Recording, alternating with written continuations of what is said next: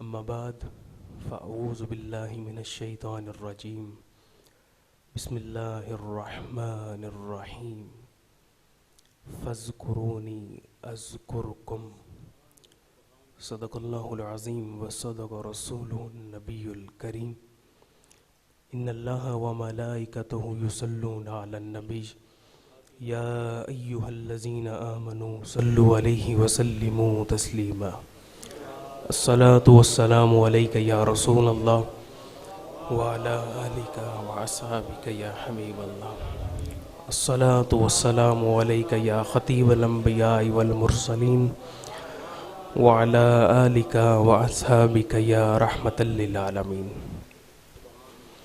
اللہ کریم کا شکر ادا کرتا ہوں، اس نے مجھے اور آپ کو ایک بار پھر جمعے کے دن پاک صاف ہو کر جسمانی طہارت حاصل کر کے دلوں کو پاک کرنے کی توفیق عطا فرمائی۔ اللہ تعالی ہمارا یہاں آنا اپنی بارگاہ میں قبول فرمائے۔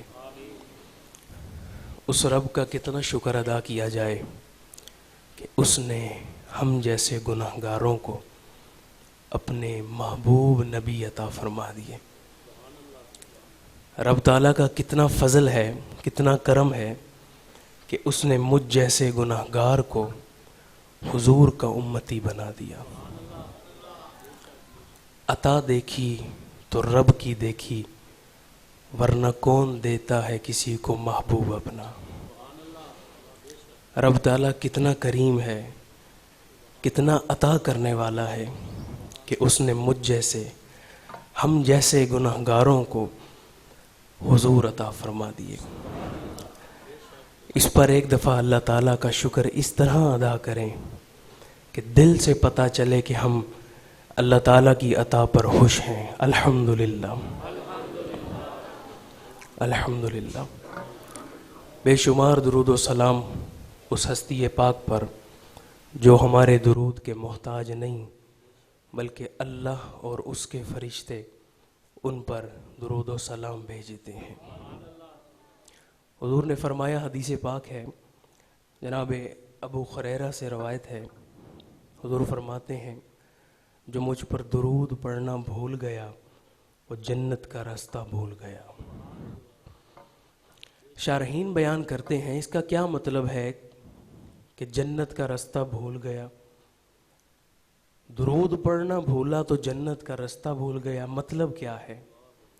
شارحین کہتے ہیں کہ جب دنیا میں حضور کا نام لیا جائے، اس میں گرامی لیا جائے، کوئی حضور پر درود نہ پڑھے، اگرچہ اس کے گناہ، اس کی نیکیاں اتنی ہوں، وہ اعمال ایسے کرتا ہو کہ وہ جنت کا مستحق ہو، وہ نیک اتنا ہو، اتنے اچھے اعمال کرتا ہو کہ وہ جنت کا حقدار ہو، لیکن اگر وہ حضور پر درود نہیں پڑھتا، وہ جنت کے راستے پہ چل رہا ہوگا لیکن بھٹک جائے گا۔ تو حضور پر درود کثرت سے بھیجا کریں۔ ہم الحمدللہ اللہ کے فضل سے اس کے گھر میں آئے بیٹھے ہیں، کچھ اعمال کر رہے ہیں۔ لوگوں کے پاس تو اتنے اتنے اعمال ہوتے ہیں، اتنی اتنی نیکیاں ہیں، پھر بھی وہ جنت کے راستے سے بھٹک جائیں گے۔ ہمارے پاس تو اچھے اعمال بھی نہیں ہیں، تو ہمیں حضور پر کثرت سے درود پڑھنا چاہیے۔ الصلاۃ والسلام علیک یا رسول اللہ وعلی آلک واصحابک یا حبیب اللہ۔ الصلاۃ والسلام علیک یا خطیب الانبیاء والمرسلین وعلی آلک واصحابک یا رحمت للعالمین۔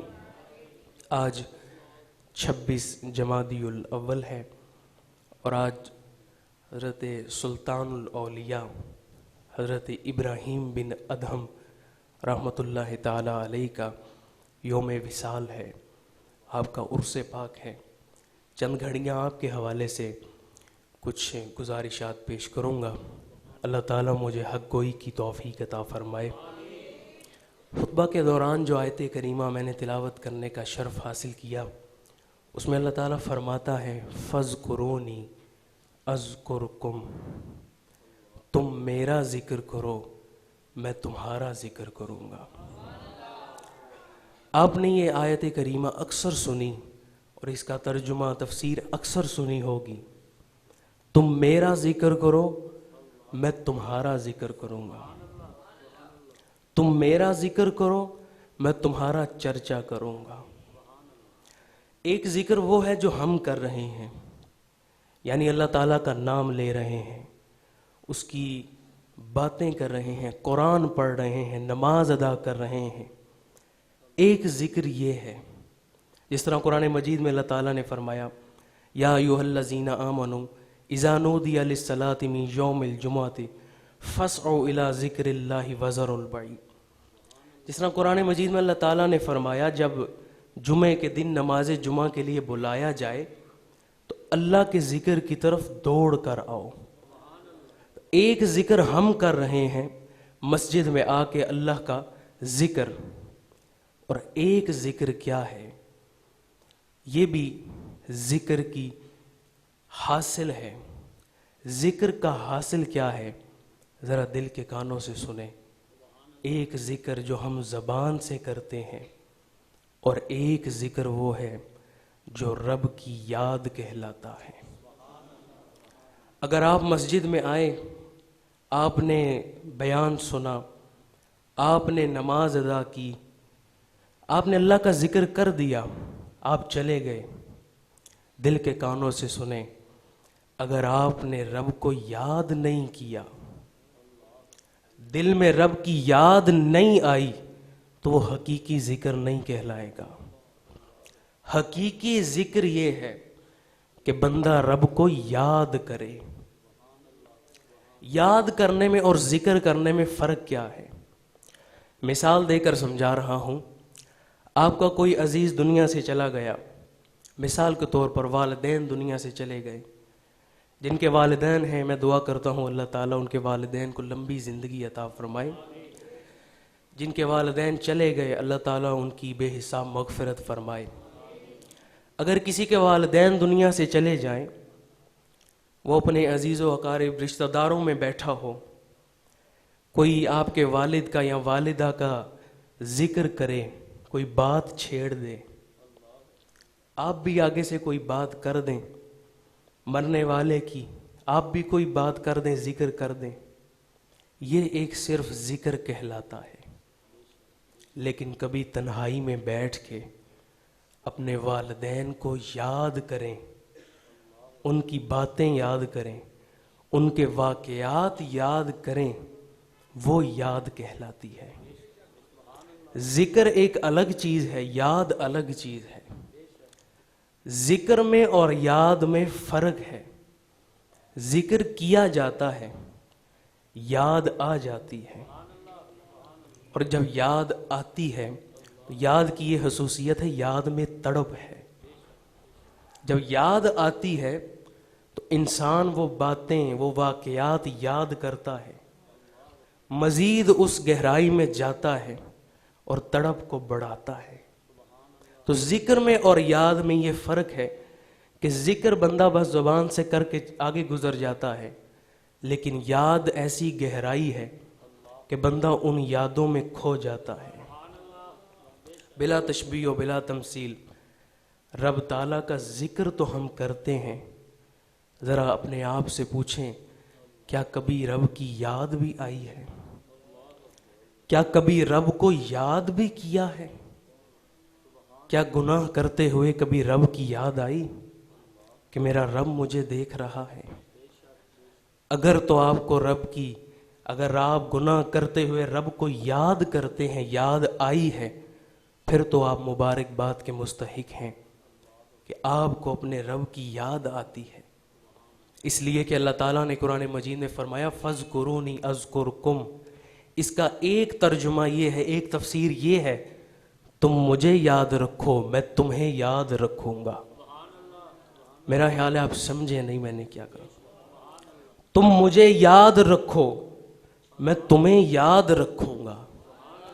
آج دنیا میں اللہ تعالیٰ جب آپ کو رزق عطا کرے، مال و دولت عطا کرے، منصب عطا کرے، اولاد عطا کرے، خوشحالی آ جائے، آپ رب کو یاد رکھیں۔ کل جب مشکل وقت آئے گا رب آپ کو تنہا نہیں چھوڑے گا، رب آپ کو اس وقت یاد رکھے گا۔ اللہ تعالیٰ کا یاد رکھنا اس طرح نہیں کہ بندہ جس طرح ہم بھول جاتے ہیں تو رب بھی بھول جائے، معاذ اللہ، اس طرح نہیں، بلکہ اس طرح ہے کہ آج ہم رب کو یاد رکھیں، کل جب مشکل وقت آئے گا، مشکل گھڑی آئے گی، رب اس وقت ہمیں یاد رکھے گا، ہمیں تنہا نہیں چھوڑے گا۔ تو اللہ تعالیٰ کی یاد کرنے کا حکم ہمیں دیا گیا، ذکر کا حکم دیا گیا۔ آج سے جب آپ اللہ کا ذکر کریں تو اس نیت سے کریں جس طرح اللہ کو یاد کیا جاتا ہے۔ جناب ابراہیم بن ادم کی سیرت پڑھ کے دیکھیں، آپ کو کیسے اللہ تعالیٰ کی یاد کروائی گئی ہے۔ کچھ بزرگ ایسے ہیں جو رب کی یاد کرتے ہیں، کچھ ایسے ہیں جنہیں یاد کروائی جا رہی ہوتی ہے، رب کی طرف متوجہ کرایا جا رہا ہوتا ہے۔ جناب ابراہیم بن ادم بادشاہ ہیں، حکمران ہیں بلخ کے۔ آپ ایک دن رات کو آرام کر رہے ہیں، محل میں آرام کر رہے ہیں کہ آپ نے اچانک آواز سنی، چھت سے کسی کے چلنے کی آواز آ رہی ہے۔ آپ نے آواز دی، کون ہے؟ آواز آئی کہ میں ایک متلاشی ہوں، اپنی ایک چیز تلاش کر رہا ہوں۔ کہا کیا تلاش کر رہے ہو؟ آواز آئی میں اپنا اونٹ تلاش کر رہا ہوں۔ جناب ابراہیم بن ادم کہتے ہیں کیا کبھی چھت پر بھی اونٹ نظر آتے ہیں؟ کیا کبھی چھت پہ اونٹ ملتے ہیں؟ اس شخص نے آگے سے کہا، آواز آئی ابراہیم بن ادم اگر چھت پر اونٹ نہیں ملتے تو بادشاہ کے محل میں رب بھی نہیں ملتا۔ اگر چھت پر اونٹ نہیں ملتے نا تو نرم و نازک بستر پر آرام کر کے بھی رب نہیں ملتا۔ آپ کے دل پر وہ بات اثر کی، اللہ تعالیٰ کی بارگاہ میں حاضر ہوئے، نماز ادا کی۔ اگلے دن جب تخت پر بیٹھے، بادشاہ کا محل ہے، تخت پر بیٹھے ہیں، ایک شخص محل میں آیا اور وہ چلتا جا رہا ہے، تخت کے پاس آ رہا ہے، کسی نے روکا نہیں اسے، تخت کے قریب آ گیا اور دیکھنے لگا ادھر ادھر۔ جناب ابراہیم بن ادم کہتے ہیں کیا ہے، کیا دیکھ رہا ہے؟ اس شخص نے کہا میرا تو دل تھا میں یہاں قیام کروں، لیکن یہ تو کوئی سرائے معلوم ہوتا ہے، یہ کوئی قیام کرنے کی جگہ معلوم نہیں ہوتی، لگتا نہیں یہ قیام کرنے کی جگہ ہے، میں تو قیام کی نیت سے آیا تھا۔ جناب ابراہیم فرماتے ہیں ذرا دھیان سے دیکھ، یہ بادشاہ کا محل ہے، یہ کوئی سرائے نہیں ہے۔ نعرہ تکبیر، نعرہ رسالت، نعرہ تحقیق، نعرہ حیدری۔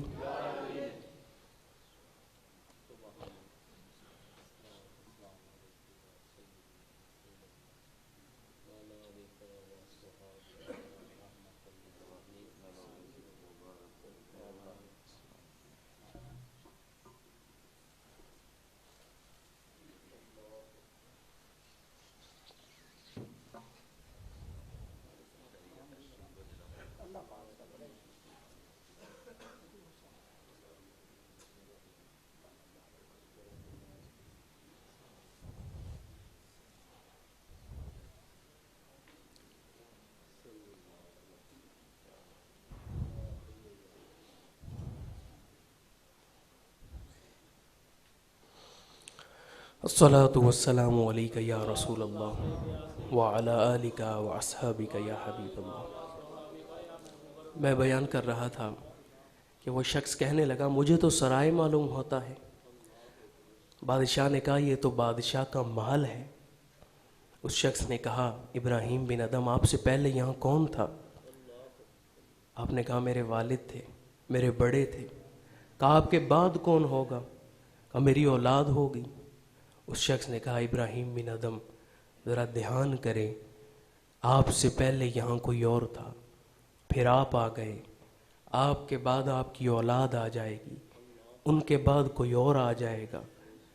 قیام تو یہاں کسی نے نہیں کیا، بس آ رہا ہے اور جا رہا ہے۔ تو آپ تو اس وقت ایک سرائے میں ہیں، قیام گاہ تو نہیں ہے یہ۔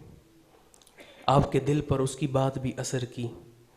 چند دن بعد آپ ایک شکار پر گئے لشکر کے ساتھ، ایک ہرن کے سامنے جب شکار کرنے لگے، ہرن کی طرف جب تیر کا نشانہ کیا، ہرن کی طرف سے آواز آئی، ابراہیم بن ادم مجھے شکار نہ کرنا ورنہ تمہارا شکار ہو جائے گا، ورنہ تم ہلاک ہو جاؤ گے۔ ندا آئی، اے ابراہیم بن ادم کیا تمہاری تخلیق کا یہی مقصد ہے؟ جب اس طرح کے واقعات ہونے لگے تو آپ کے دل کی کیفیت بدلنے لگی۔ جس طرح میں نے پہلے کہا، رب کی یاد کروائی جا رہی ہے۔ بارہا ایسے واقعات ہو رہے ہیں کہ اللہ تعالیٰ کی یاد کرائی جا رہی ہے۔ پھر آپ نے بادشاہ کے محل کو چھوڑ دیا، سلطنت کو چھوڑ دیا، اور آپ نیشاپور کے ایک قریب ایک غار میں آپ نے قیام کیا۔ 9 سال آپ نے وہاں عبادت فرمائی۔ 9 سال ایک غار میں آپ نے قیام کیا اور عبادت میں مصروف رہے۔ جمعے کے دن آپ باہر تشریف لاتے، لکڑیاں اکٹھی کرتے اور وہ لکڑیاں بیچتے، نماز جمعہ ادا کرتے، پھر کچھ خریدتے کچھ کھانے کے لیے، اور پورا ہفتہ اسی طرح اللہ کے ذکر میں گزار دیتے۔ اللہ تعالیٰ کی یاد کروائی جا رہی ہے۔ جب ان کے پاس بادشاہ کا محل تھا، سلطنت تھی، حکومت تھی، ابراہیم بن ادم نے اس وقت اللہ کے ذکر کو فوقیت دی۔ ابراہیم بن ادم نے اس وقت اللہ تعالیٰ کی یاد کو یاد رکھا، رب تعالیٰ کو اس وقت یاد کیا جب آپ کے پاس سلطنت تھی، عہدہ تھا، آپ کے پاس ایک مقام و مرتبہ تھا، رب کو اس وقت یاد کیا۔ اس کے بعد ایک وقت آپ ایک دریا کے قریب بیٹھے ہیں، ایک شخص آیا اور کہنے لگا، ابراہیم بن ادم تم نے تخت کو چھوڑا، تم نے سلطنت کو چھوڑ دیا، ذرا یہ تو بتاؤ تم نے پایا کیا؟ تم نے اتنا کھو دیا لیکن پایا کیا آج تک؟ ابراہیم بن ادم کے ہاتھ میں ایک سوئی ہے، آپ نے وہ پانی میں پھینکی، پانی میں پھینکنے کے بعد حکم کیا میری سوئی واپس لوٹاؤ۔ ساری مچھلیوں نے اپنے منہ میں سوئی لی ہوئی ہے، کسی کے منہ میں سونے کی سوئی، کسی کے منہ میں ہیرے کی سوئی، قیمتی سوئیاں ساری مچھلیاں لے کر باہر آ گئیں۔ وہ شخص دیکھ کر حیران ہو گیا، اللہ نے کیا مرتبہ عطا کیا۔ ابراہیم بن ادم نے حکم دیا کہ مجھے میری سوئی واپس کرو۔ ایک مچھلی آئی اور آپ کو آپ کی سوئی واپس کرنے لگی۔ وہ شخص دیکھ کر حیران ہو گیا کہ اللہ نے کیسا مرتبہ عطا کر دیا۔ جناب ابراہیم بن ادم کہتے ہیں، دیکھنے والے حیران نہ ہو، پریشان نہ ہو، میں نے تخت کو چھوڑ دیا تو اللہ تعالیٰ نے مجھے ایک چھوٹا سا صلہ دنیا میں یہ دے دیا کہ اللہ کی مخلوق میرے تابع ہو گئی۔ حدیث مبارک ہے، حضور نے فرمایا، دل کے کانوں سے سنے، من کان للہ کان اللہ لہو، جو اللہ کا ہو گیا اللہ اس کا ہو جاتا ہے۔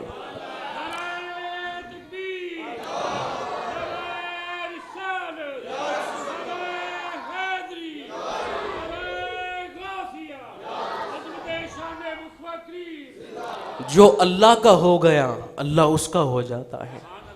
آپ اللہ کو یاد رکھیں، رب آپ کو یاد رکھے گا۔ مشکل وقت آئے گا، رب آپ کو رسوا نہیں ہونے دے گا۔ اس شخص نے جناب ابراہیم بن ادم کو رسوا کرنا چاہا، رب تعالیٰ نے اپنے بندے کو رسوا نہیں ہونے دیا۔ جناب ابراہیم بن ادم ایسے اللہ کے کامل بندے ہیں، ایسے ولی ہیں کہ آپ کا تذکرہ چھڑ جائے تو ختم ہونے والا نہیں۔ اللہ تعالیٰ نے آپ کو کیسی شان عطا فرمائی، آپ رب کے ہو گئے، رب ان کا ہو گیا۔